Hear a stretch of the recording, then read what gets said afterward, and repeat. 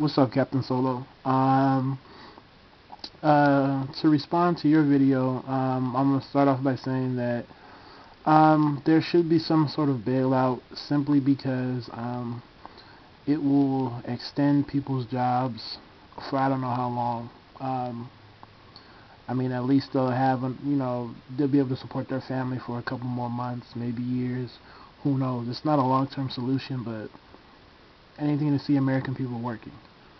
Um, but kind of related to, your video, it got me thinking, and I feel like America needs to do two things. First, we have to rethink how we live our lives. And I'm talking about those who are not in that top 5 super rich percent, right? We have a bad habit of thinking that just because we make over $100,000 or just because we make, a whole lot of money, that somehow we're immune to the economy. In a sense, we're all still living off our paychecks. So we have to understand that we can't have it all, right? We have to be stronger in the sense of not, listening to what TV wants us to do because, they want us to be consuming. The corporations own the TV and, they want us to spend money. So we have to understand that we just can't spend, right? We have to, of course, you have to get, some luxury items here and there, but at the end of the day, you can't have it all, right? And, I feel very strongly about it, especially the position that I'm in now, where I'm meeting a lot of people who are falling into that trap. We're starting our professional lives, already. People are striving, people are going to masters, getting their masters, people are doing this, people are trying to get this job and this, not even for the security of it, or so that they can, do something that they're passionate about, but so they can spend more, so they can have the bigger car, so they can have the bigger house, just so they can live this lifestyle at the end of the day that they can't really afford, and at the end of the day it's just going to end up being financed by credit cards and loans. So you're not really getting ahead. So that's just on a personal level, in terms of an everyday level. The second thing I feel like has more to deal with the government. We have to understand that corporate outsourcing will destroy this country.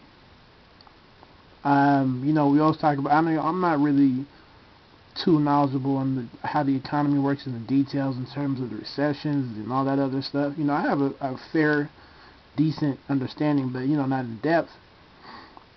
But I know that sometimes they always like to say, oh, it's cycles, the market goes up and the market goes down, everything happens in cycles and all that other stuff, but you can't compare 2008 to the time of the Depression, right? And what outsourcing is doing is taking jobs and removing them from the country permanently. These jobs aren't coming back. When we call customer service, we're calling a different country, right? That's not temporary. That's a forever solution to that. And the problem with the government is that the government and corporate, they're all in bed with each other. These politicians, they have their side hustlers too, right? And their major objective is to make as much money as they can, but at what expense? And that's the problem. They want us to spend, but they're not giving us the resources to spend.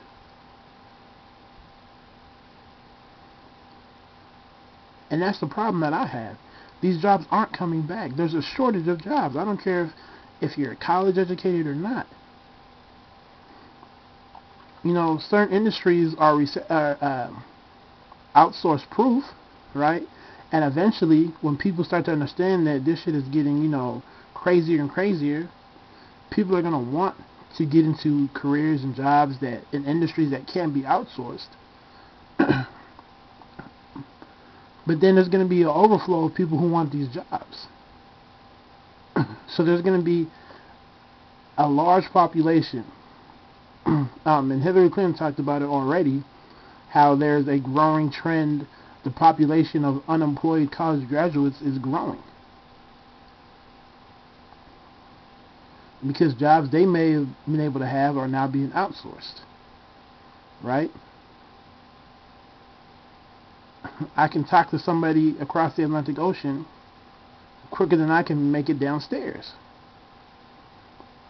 So this is a problem. This is an issue. You just can't make money at whatever cost, right? There's no win-win situation for these corporate people. They're going to have to take the hit and understand that I guess I can't make $5 million, so I only have to make $1 million.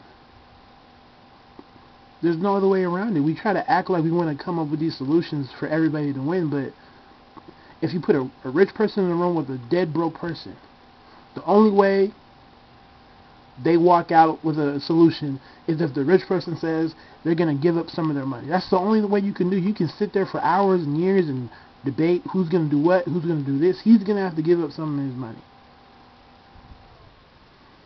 The vast wealth that he has, that he will never touch, that he will never see, that he just has just so he can get off to it. You know, knowing that he has money somewhere growing. And that's the issue. So in a nutshell,